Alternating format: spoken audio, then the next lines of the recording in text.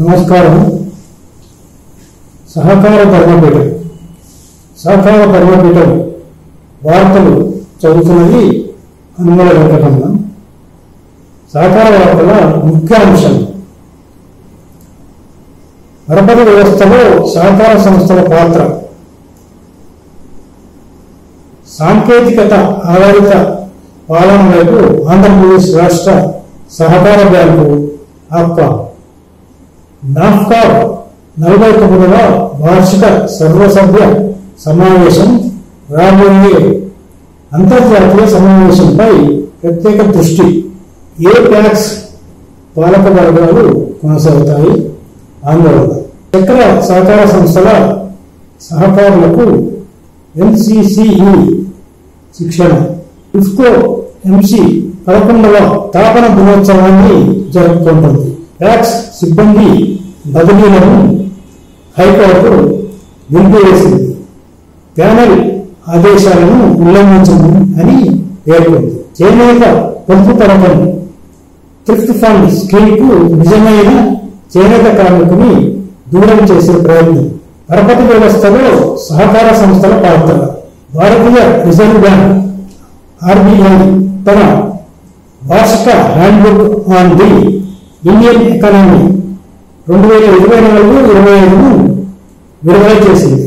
ఇది భారతదేశ క్రెడిట్ వ్యవస్థలో సహకార బ్యాంకుల పెరుగుతున్న పాత్ర హైలైట్ చేసింది. 2024-25లో సహకార సంస్థలు వ్యవసాయ మరియు అనుబంధ రుణాలను దాదాపు రూపాయలు 2.40 లక్షల కోట్లను పంపిణీ చేశాయని చూపిస్తుంది. ఇది సంవత్సరంలో మొత్తం రూపాయలు 28.69 లక్షల కోట్ల గ్రౌండ్ లెవెల్ క్రెడిట్ ఫ్లోలో కీలక స్తంభంగా నిలిచింది. వారి బకాయిలు కూడా రూపాయలు 2.72 లక్షల కోట్లకు పైగా పెరిగింది. ఇది గ్రామీణ ఆర్థిక రంగంలో వారి విస్తరిస్తున్న పరిధిని నొక్కి చెబుతుంది. నివేదిక యొక్క ఒక ముఖ్యాంశం ఆస్తి నాణ్యతలో మెరుగుదల. 2020-21లో 12.1% ఉన్న పట్టణ సహకార బ్యాంకులు US బిల్లు 2023-24లో వాటి స్థూల NPAలను 7.3%కి తగ్గించుకున్నాయి. రాష్ట్ర సహకార బ్యాంకులు STCBలు మరియు జిల్లా కేంద్ర సహకార బ్యాంకులు DCCBలు కూడా ఇలాంటి పురోగతిని నమోదు చేశాయి. ఇది బలమైన ఆర్థిక క్రమశిక్షణ మరియు నియంత్రణ పర్యవేక్షణను ప్రతిబింబిస్తుంది. ప్రాథమిక వ్యవసాయ రుణ సంఘాల ట్యాక్స్ కంప్యూటరీకరణ ఈ పురోగతికి ఒక కారణమని అధికారులు చెబుతున్నారు.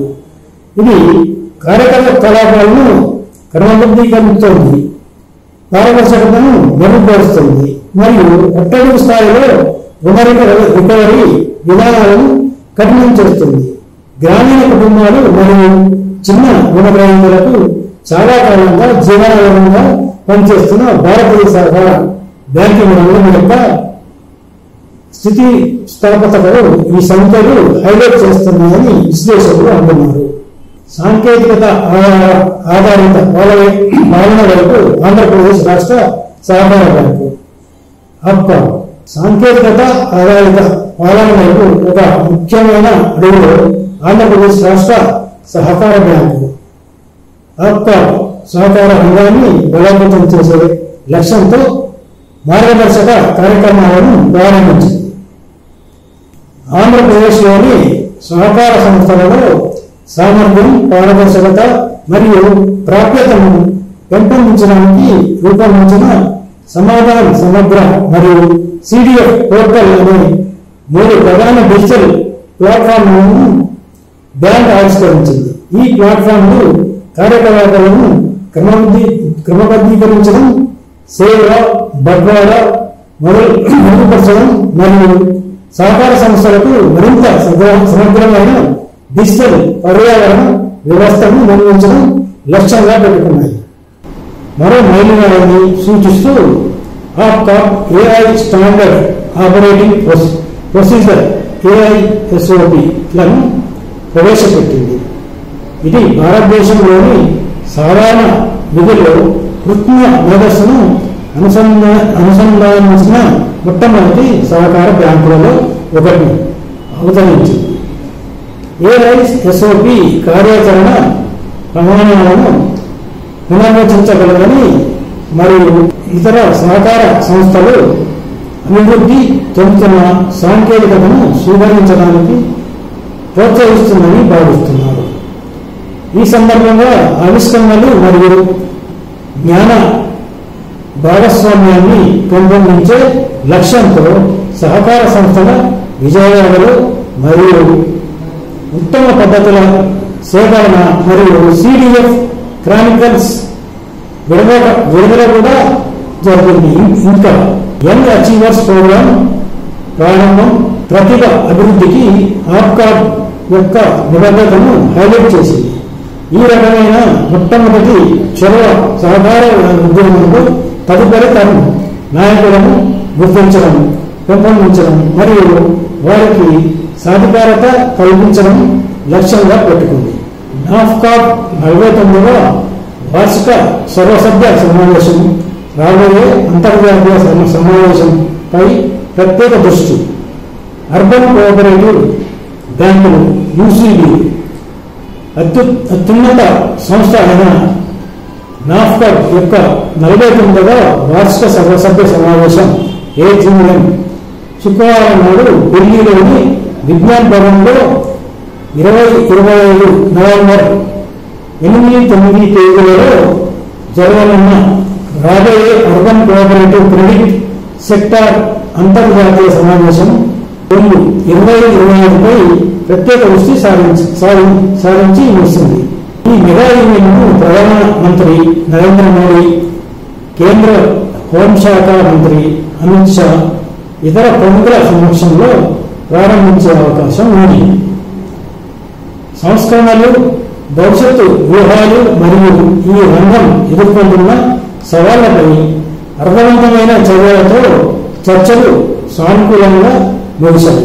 నాఫ్కాబ్ చైర్మన్ లక్ష్మీదాస్ తన ప్రసంగంలో గత సంవత్సరంలో సహకార బ్యాంకింగ్ రంగంలో అనేక సంస్కరణలు ప్రవేశపెట్టబడ్డాయని మరియు UCBల యొక్క అనేక దీర్ఘకాల పెండింగ్ డిమాండ్లను reserve bank of India RBI నెరవేర్చిందని లేదా పాక్షికంగా పరిష్కరించిందని హైలైట్ చేశారు. కొన్నిసార్లు బ్యాంకులకు 2 గంటల్లో, 5 గంటల్లో లేదా మరుసటి రోజు లోపు సమాధానాలు కోరుతూ ఈమెయిల్లు వస్తాయి. అటువంటి తక్షణ ప్రతిస్పందనను అందించడానికి మా వ్యవస్థలు ఇంకా బలంగా లేవు. మరింత చురుకైనవి మరియు రోబోటిక్గా మారడానికి మేము మా వ్యవస్థలను బలోపేతం చేయాలి మరియు ఆధునీకరించాలి అని ఆయన అన్నారు. National urban cooperative finance and development corporation NSUCFDC యొక్క ప్రాముఖ్యతను చైర్మన్ నొక్కి చెప్పారు.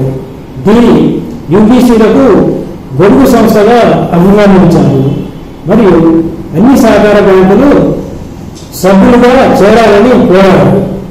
ఇది మీ సొంత సంస్థ మరియు దీనిలో చేరడం వల్ల మీకు ప్రయోజనం చేకూరుతుంది అని ఆయన అన్నారు.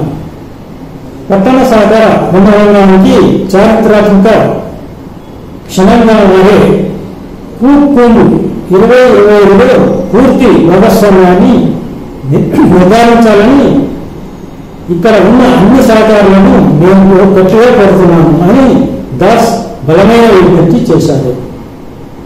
అంతర్జాతీయ సదస్సు కోసం ఇప్పటికే 500 మందికి పైగా పాల్గొనేవారు నమోదు చేసుకున్నారని ఆయన తెలియజేశారు. అయితే దేశంలోని 1450 సహకార బ్యాంకుల నుండి కనీసం ఒక ప్రతినిధి హాజరై ఈ రంగం యొక్క సమిష్టి బలాన్ని ప్రదర్శించాలని ఆయన ఆశాభావం వ్యక్తం చేశారు. పొరుగు సహకార సంస్థలు చేరాలని ప్రోత్సహించాలని, ఇది నిజంగా ఒక బయలువాయి కార్యక్రమంగా మారుతుందని బ్యాంకులను కోరారు. చర్చలకు తోడు నాఫ్కప్ చైర్మన్ ఎమరిటస్ మరియు సీనియర్ కోఆపరేటివ్ హెడ్ పాటిల్ NUCFTC-ని బలోపేతం చేయడం యొక్క ప్రాముఖ్యతను నొక్కి చెప్పారు.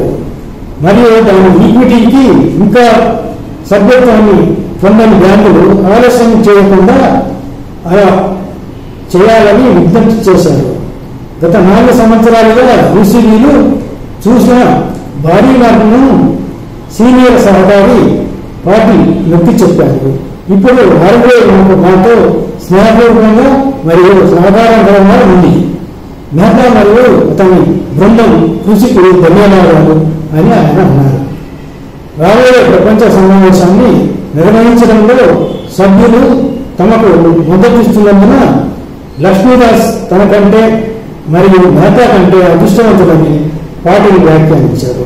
ఇంకా NUCFDC అధ్యక్షులు జ్యోతింద్ర మెహతా సమావేశాన్ని ఉద్దేశించి ప్రసంగిస్తూ గొడుగు సంస్థ యొక్క లక్ష్యాలను వివరిస్తూ సమిష్టి వృద్ధి మరియు బలమైన ప్రాతినిధ్యం కోసం యూసీబీలు దాని సభ్యులుగా ఎందుకు మారాలో హైలైట్ చేశారు.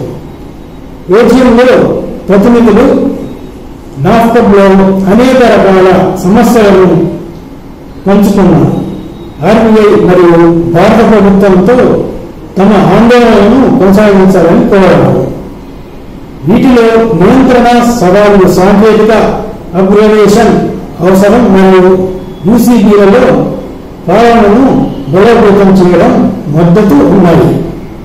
ఏపాక్స్ పాలక వర్గాలు కొనసాగుతాయి. ఆందోళన తెలంగాణ రాష్ట్ర ప్రాథమిక వ్యవసాయ సహకార సంఘాలు, ప్యాక్స్, జిల్లా సహకార కేంద్ర బ్యాంకులు, DCCBలు మరియు రాష్ట్ర సహకార బ్యాంక్ పాలక కమిటీలను రెండోసారి పొడిగిస్తూ రాష్ట్ర ప్రభుత్వం గత ఆగస్టు 14 నాడు 386 జీవోను జారీ చేసింది.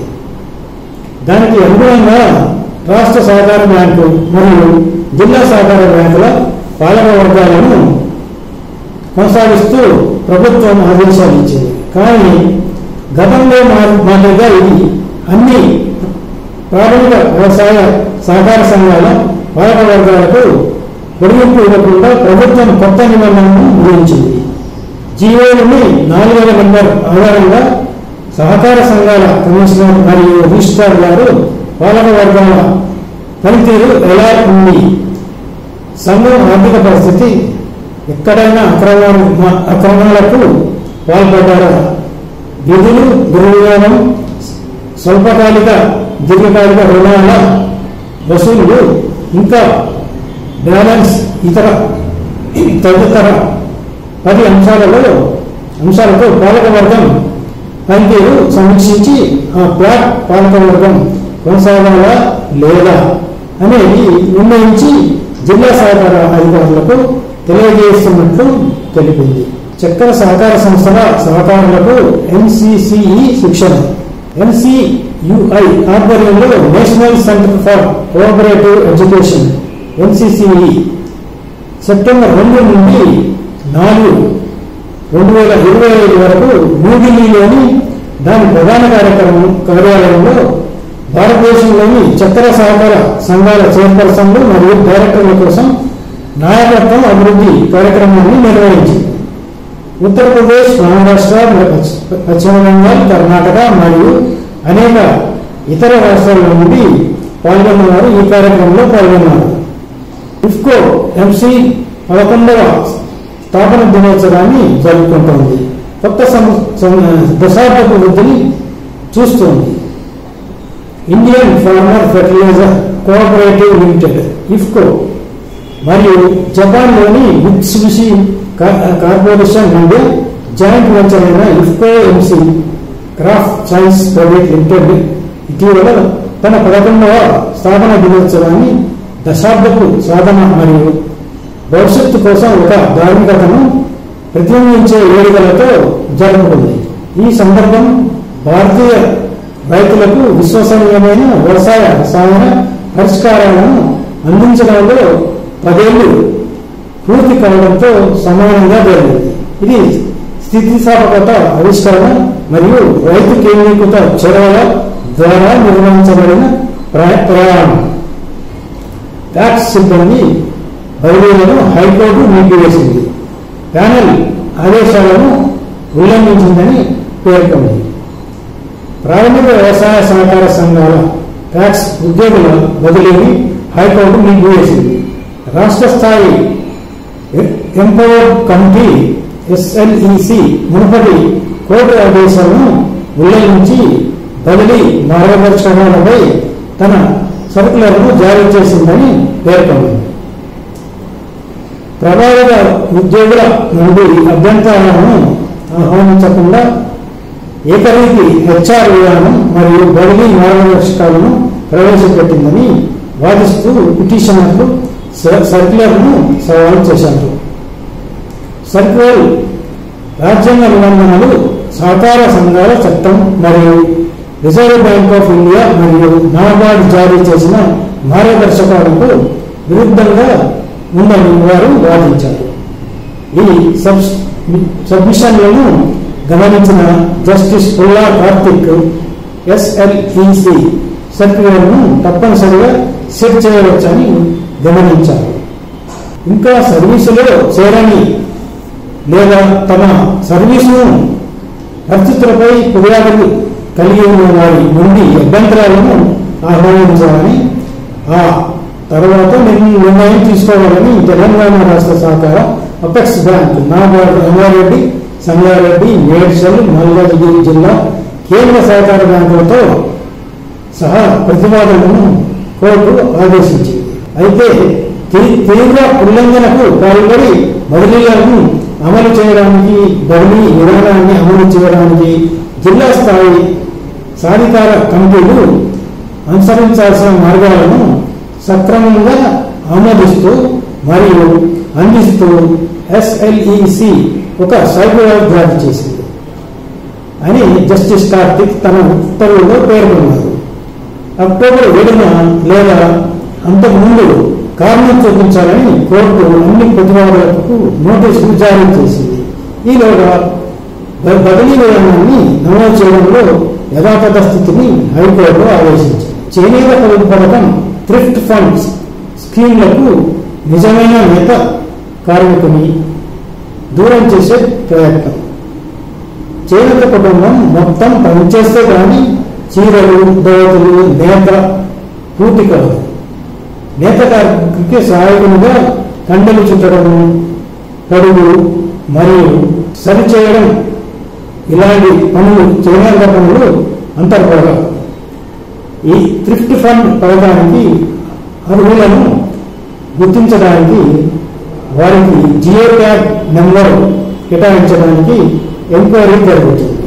కాగా ఈ ఎంక్వైరీలో చేనేత పనిలో కుటుంబ సభ్యులు పాల్గొంటున్న వారికి అందరికీ జియో ట్యాగ్ నెంబర్లు ఇవ్వడానికి నిరాకరిస్తున్నారని చేనేత కార్మికులు, పవర్ లూమ్స్ కార్మికులు ఆరోపిస్తున్నారు. నమస్కారం.